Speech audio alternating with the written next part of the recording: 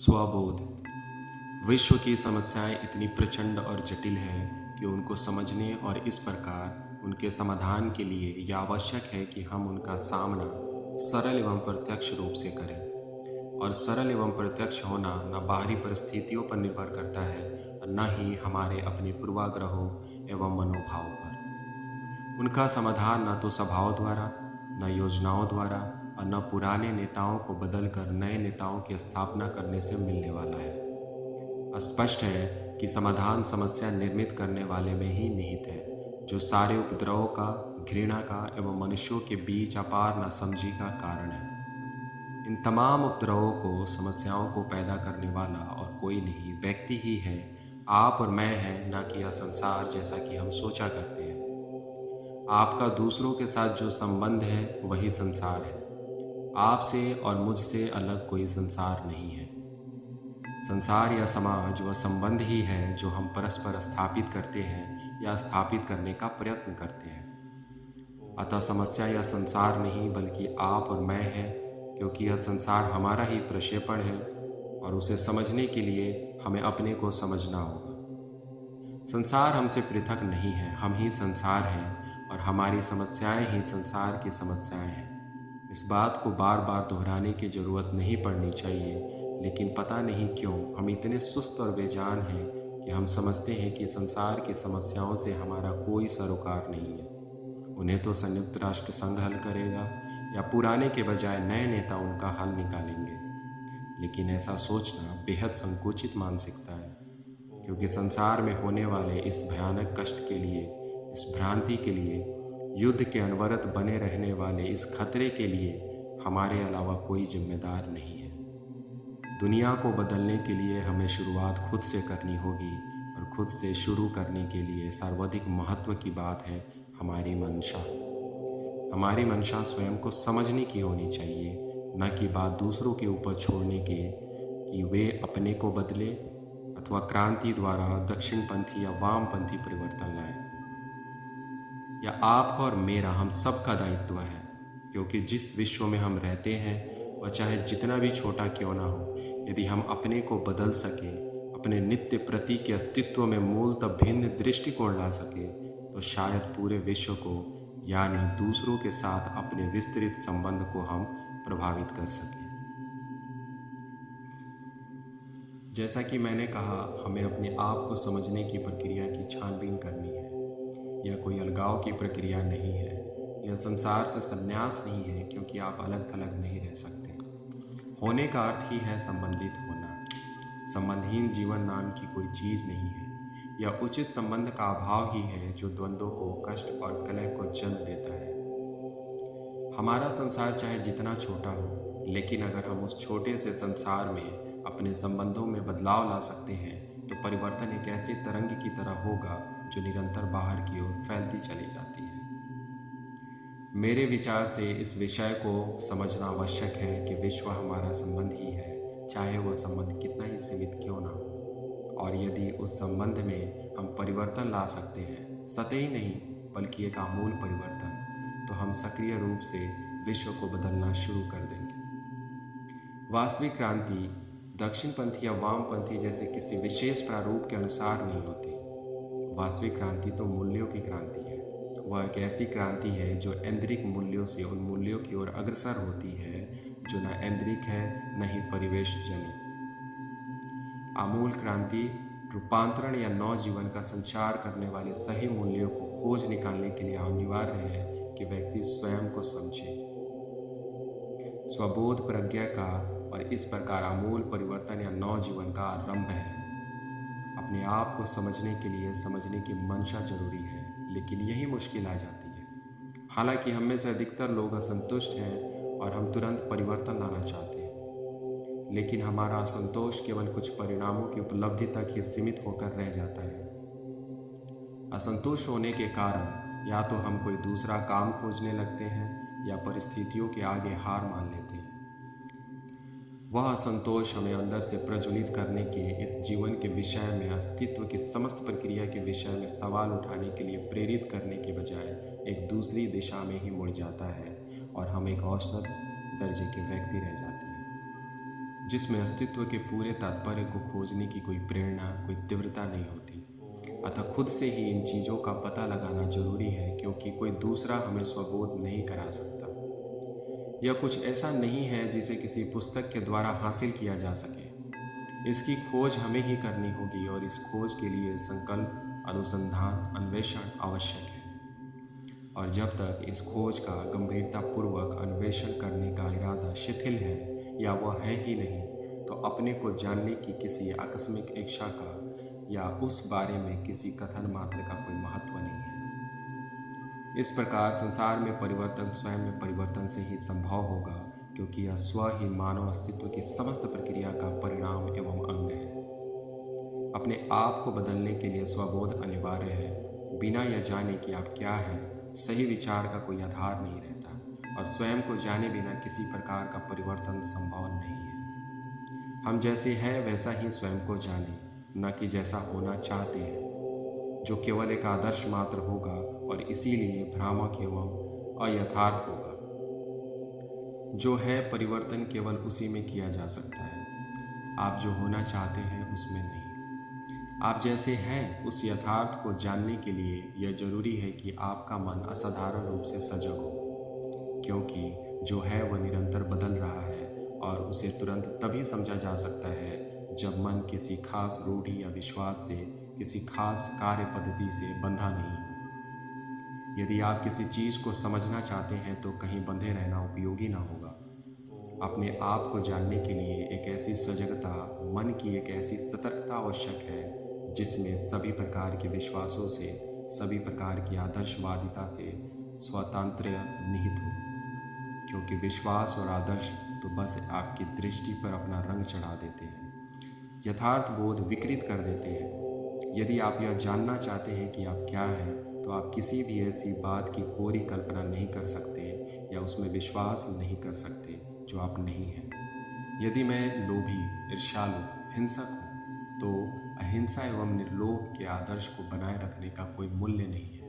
परंतु यह जानने के लिए कि हम लोभी या हिंसक हैं, इसे जानने और समझने के लिए असाधारण दृष्टि की आवश्यकता होती है, नहीं। उसके लिए चाहिए ईमानदारी, विचारों की स्पष्टता, जबकि जो है उससे अलग किसी आदर्श के पीछे चलना एक पलायन है। यह पलायन आप जो है उसका पता लगाने और उस पर सीधे कार्य करने से रोकता है। आप क्या है इसे समझना, आप जो कुछ भी हो, चाहे सुंदर हो, क्रूप हो, दुष्ट हो, शरारतपूर्ण हो, आप जैसे हैं उसे जस का तस बिना तोड़े मरोड़े समझना ही सदाचार की शुरुआत है। सदाचार अनिवार्य है क्योंकि वह मुक्त करता है। सदाचार के होने पर ही आप कुछ खोज सकते हैं, जी सकते हैं, किंतु सदाचार का संवर्धन करने से यह संभव नहीं होता, क्योंकि वैसा करना हमें सिर्फ सम्मान तो दिला सकता है, पर बोध और मुक्ति नहीं दे सकता। सद्गुणी होना और सद्गुणी बनना, इन दोनों में फर्क है। सदाचारी होना जो है उसको समझ लेने से संभव होता है, जबकि सदाचारी बनना एक प्रकार का स्थगन है। उसमें हम जैसा होना चाहते हैं उससे जो है को ढक देते हैं। अतः सदाचारी बनने का मतलब हुआ कि आप जैसे हैं उस पर प्रत्यक्ष क्रिया से बचना चाहते हैं। किसी आदर्श को पोषित कर जो है उससे बचने की इस प्रक्रिया को सदाचार की संज्ञा दे दी जाती है।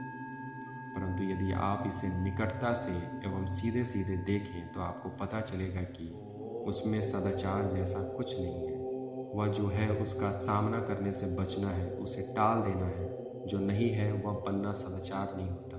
सदाचार का अर्थ है जो है उसे समझना और इस प्रकार उस जो है से मुक्त हो जाना। ऐसे समाज में जो तीव्र गति से विघटित हो रहा है, सदाचार अत्यावश्यक है। एक नए विश्व के निर्माण के लिए, प्राचीन से भिन्न एक नवीन संरचना के निर्माण के लिए खोज करने की स्वतंत्रता अनिवार्य है, और स्वतंत्र होने के लिए सदाचार अनिवार्य है, क्योंकि बिना सदाचार के मुक्त होना संभव नहीं है।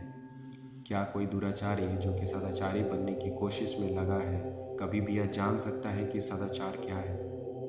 जो व्यक्ति नैतिक नहीं है वह कभी भी स्वतंत्र नहीं हो सकता, और इसीलिए वह कभी भी यथार्थ को नहीं जान सकता।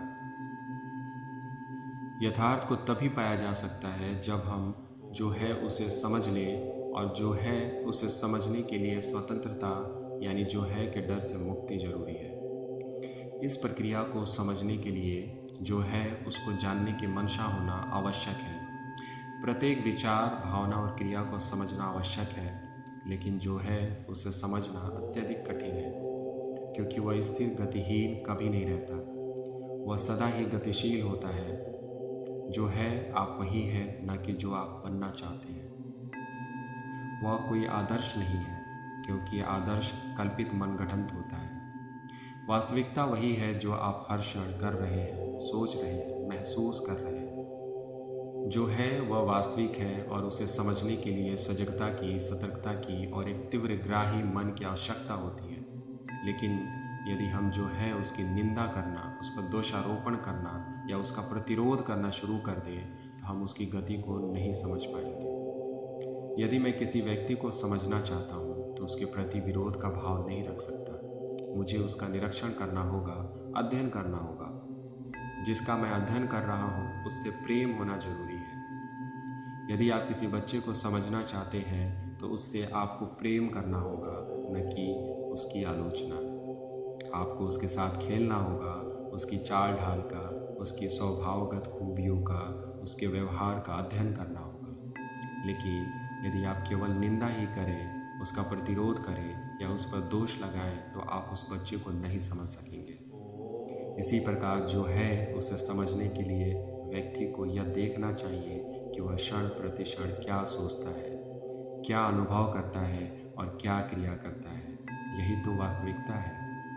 कोई भी और कार्य, कोई भी आदर्श या आदर्श प्रेरित कार्य वास्तविकता नहीं होता।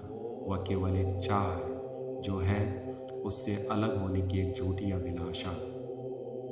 जो है उसे समझने के लिए मन की एक ऐसी अवस्था की जरूरत होती है जिसमें न तो कोई तादात्म्य हो, न ही तिरस्कार, जिसका अर्थ है एक ऐसा मन जो सतर्क है किंतु निष्क्रिय है। मन की उस स्थिति में हम तब होते हैं जब हम सचमुच कुछ समझना चाहते हैं। जब गहरी दिलचस्पी होती है तभी मन की स्थिति होती है। जो है उसको यानी मन की वास्तविक स्थिति को समझने में जब किसी की दिलचस्पी हो तो उसे किसी दबाव, अनुशासन या नियंत्रण की जरूरत नहीं होती। इसके विपरीत उस समय एक निष्क्रिय सतर्कता, एक जागरूकता होती है। सजगता की अवस्था तभी आती है जब गहरी दिलचस्पी होती है, जब समझने की मंशा होती है। अपने आप को मौलिक रूप से समझना ज्ञान या अनुभवों के संचय से नहीं होता। वह तो केवल स्मृति का संवर्धन है। अपने आप को समझना तो क्षण प्रतिक्षण होता है। यदि हम स्व के विषय में केवल ज्ञान संचित करें तो वही ज्ञान बोध में बाधक बनेगा, क्योंकि संचित ज्ञान और अनुभव एक केंद्र बन जाता है। ऐसा केंद्र जिसके माध्यम से विचार घनीभूत होता है और उसी में उसका अस्तित्व होता है। विश्व हमसे और हमारी क्रियाओं से भिन्न नहीं है, क्योंकि हम जैसे हैं ऐसा होना ही विश्व की समस्याओं को जन्म देता है। हम में से अधिकांश की कठिनाई यह है कि हम सीधे तौर पर स्वयं को नहीं जानते, और हम किसी ऐसी प्रणाली, ऐसी पद्धति, ऐसे तरीकों को खोजते रहते हैं जिसके जरिए हमें तमाम मानवीय समस्याओं से निजात मिल जाए। अब क्या स्वयं को जानने का कोई उपाय, कोई विधि है? कोई भी चतुर व्यक्ति या कोई भी दार्शनिक किसी विधि या पद्धति का आविष्कार कर सकता है, लेकिन यह भी तय है कि उस विधि के अनुसरण का परिणाम भी उसी विचार प्रणाली के दायरे में होगा, है कि नहीं? यदि मैं अपने आप को जानने की किसी विशेष पद्धति का अनुसरण करूं, तो मुझे वही परिणाम प्राप्त होगा जो उस पद्धति में सन्निहित है, और स्पष्ट है कि वह परिणाम मेरा स्वयं को समझना नहीं है। इसका अर्थ है कि अपने को समझने के लिए किसी पद्धति को अपनाकर मैं एक प्रारूप के अनुसार अपनी सोच को, अपनी क्रियाओं को ढालता हूँ, लेकिन किसी ढांचे को अपनाना खुद को समझना नहीं है। अतः अपने आप को जानने की कोई पद्धति नहीं है। किसी पद्धति को खोजने का सिर्फ एक ही अर्थ है कि हम किसी परिणाम को हासिल करना चाहते हैं, और वही तो हम सभी को चाहिए। हम किसी सत्ता प्रमाण का अनुसरण करते हैं। यदि यह किसी व्यक्ति का नहीं है तो किसी पद्धति या विचारधारा का हो सकता है, क्योंकि हम कोई ऐसा परिणाम चाहते हैं जो संतोषजनक हो और हमें सुरक्षा दे सके। हम वास्तव में अपने को, अपने आवेगों एवं अपनी प्रतिक्रियाओं को, अपने सोचने की समस्त प्रक्रियाओं को, चाहे वे चेतन हो अथवा अचेतन, समझना नहीं चाहते, बल्कि हम उस प्रणाली का अनुसरण करना पसंद करते हैं जो हमें किसी परिणाम का आश्वासन दे सके। परंतु किसी विधि का अनुसरण निश्चित तौर पर सुरक्षा एवं निश्चितता को पाने की हमारी अभिलाषा का परिणाम है, और स्पष्ट है कि कोई भी परिणाम स्वयं की समझ नहीं है। जब हम किसी पद्धति का अनुसरण करते हैं तो हमें आप्त व्यक्ति, आचार्य, गुरु, उद्धारक, महात्मा की आवश्यकता पड़ती है जो हमें हमारी इच्छा के अनुकूल आश्वासन दे सके, और निसंदेह यह स्वबोध का मार्ग नहीं है। सत्ता या प्रमाण्य हमें स्वयं को समझने से रोकता है, क्या ऐसा नहीं है? या फिर किसी मार्गदर्शक की शरण में जाने से आपको अस्थायी रूप से सुरक्षा का, अपने कल्याण का बोध हो सकता है, लेकिन यह स्वयं की समूची प्रक्रिया को समझना नहीं है। प्रमाण्य का स्वरूप ही ऐसा है कि वह आपको अपने प्रति पूर्णतः सचेत नहीं होने देता और इस प्रकार अंततः स्वतंत्रता छीन लेता है। और सृजनशीलता तो केवल स्वतंत्रता में ही संभव है। सृजनशीलता केवल स्वबोध से ही आ सकती है। हम में से अधिकांश लोग सृजनशील नहीं हैं, हम दोहराने वाली मशीनें हैं, केवल ग्रामोफोन के रिकॉर्ड जो बार बार अपने या दूसरों के किन्हीं अनुभवों, निष्कर्षों या स्मृतियों के गीत गाते हैं। दोहराना सृजनशील नहीं होता है, पर हम दोहराते रहना चाहते हैं। चूंकि हम भीतर से सुरक्षित होना चाहते हैं, हम निरंतर इस सुरक्षा के लिए पद्धतियों और विधियों की खोज में लगे रहते हैं, और इस प्रकार हम किसी सत्ता या प्रमाण को स्थापित कर लेते हैं, किसी दूसरे की पूजा करने लगते हैं। इससे समझ और सूझबूझ, मन की वह सहज शांति नष्ट हो जाती है जो सृजनशील अवस्था के लिए अपरिहार्य है। निसंदेह हमारी कठिनाई यही है कि हम में से अधिकांश व्यक्तियों ने सृजनशीलता के इस बोध को खो दिया है। सृजनशील होने का यह अर्थ नहीं है कि हम चित्रकारी करें, कविताएं लिखें और प्रसिद्ध हो जाएं। यह सृजनशीलता नहीं है, यह केवल किसी विचार को अभिव्यक्त करने की क्षमता है जिसकी लोग प्रशंसा करते हैं या उपेक्षा करते हैं। अभिव्यक्ति की क्षमता और सृजनशीलता दो अलग बातें हैं। वैसी क्षमता सृजनशीलता नहीं है। सृजनशीलता पूर्णतः एक दूसरी ही अवस्था है, नहीं। यह एक ऐसी अवस्था है जिसमें स्व मौजूद नहीं रहता, जिसमें मन हमारे अनुभवों, हमारी महत्वाकांक्षाओं, हमारी दौड़ और हमारी इच्छाओं का केंद्र नहीं बना रहता। सृजनशीलता कोई निरंतरता की अवस्था नहीं है, यह क्षण प्रतिक्षण नवीन होती है। यह एक ऐसी गति है जिसमें मैं, मेरा कुछ नहीं रहता, जिसमें विचार किसी विशेष अनुभव, महत्वाकांक्षा, उपलब्धि, प्रयोजन और अभिप्राय पर केंद्रित नहीं रहता। सृजनशीलता केवल वही होती है जहाँ स्व का अभाव है, और यही वह अवस्था है जिसमें यह यथार्थ संभव होता है जो सभी वस्तुओं का सर्जक है। परंतु इस अवस्था की न तो कल्पना ही की जा सकती है और न ही अवधारणा बनाई जा सकती है। इसे न तो सूत्रों में बांधा जा सकता है और न इसका अनुकरण किया जा सकता है। इसे किसी भी विधि, दर्शन या अनुशासन के द्वारा नहीं पाया जा सकता। यह अवस्था तभी संभव होती है जब हम अपने स्व की समूची प्रक्रिया को समझ लेते हैं। स्व को समझना कोई परिणाम, कोई चरम अवस्था नहीं है।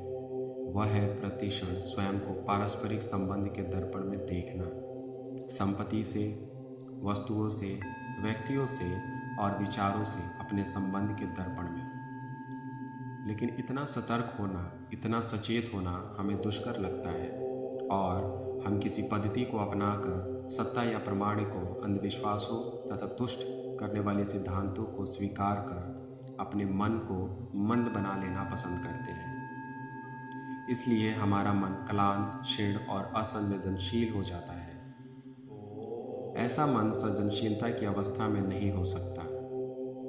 सृजनशीलता की यह अवस्था तभी आती है जबकि स्व जो की पहचानने और संचित करते जाने की प्रक्रिया है लुप्त हो जाता है, क्योंकि अंततः मैं के रूप में चेतना ही पहचानने का केंद्र है और पहचान लेना अनुभव के संचय की प्रक्रिया भर है। लेकिन हम सब कुछ न होने से भयभीत हैं, क्योंकि हम सभी कुछ बनना चाहते हैं। छोटा आदमी बड़ा आदमी होना चाहता है, दुर्गुणी सद्गुणी होना चाहता है, दुर्बल और निस्तेज व्यक्ति शक्ति, पद और अधिकार की लालसा रखता है। यह मन की एक अनवरत क्रिया है। ऐसा मन कभी भी शांत नहीं हो सकता और इसलिए वह कभी भी सृजनशीलता की अवस्था को नहीं समझ सकता। अपने चारों ओर के विश्व को बदलने के लिए, जिसमें दुर्दशा, युद्ध, बेकारी, भूख, वर्ग विभाजन और अत्यधिक भ्रांति है, हमारे अंदर आमूल परिवर्तन होना आवश्यक है। क्रांति की शुरुआत हमारे भीतर ही होनी है, लेकिन किसी विश्वास या विचारधारा के अनुसार नहीं, क्योंकि वह क्रांति जो किसी विचारधारा पर आधारित है या किसी विशेष प्रारूप का अनुसरण है, वास्तव में क्रांति है ही नहीं। स्वयं में एक आमूल क्रांति लाने के लिए हमें संबंधों के बीच अपने विचारों तथा भावनाओं की समस्त प्रतिक्रिया को समझना होगा। हमारी सभी समस्याओं का केवल यही समाधान है, न कि और अधिक अनुशासन और अधिक विश्वासों और अधिक विचारधाराओं और भावनाओं और गुरुओं का सहारा लेना। स्वयं को संचय की प्रक्रिया के बिना ज्यों का त्यों क्षण प्रति क्षण समझने के साथ एक ऐसी शांति, एक ऐसा ठहराव आता है जो मन की उपज नहीं है। एक ऐसी शांति जो न तो कल्पित है और न ही जिसका संवर्धन किया जा सकता है। शांति की उस अवस्था में ही सृजनशीलता संभव है।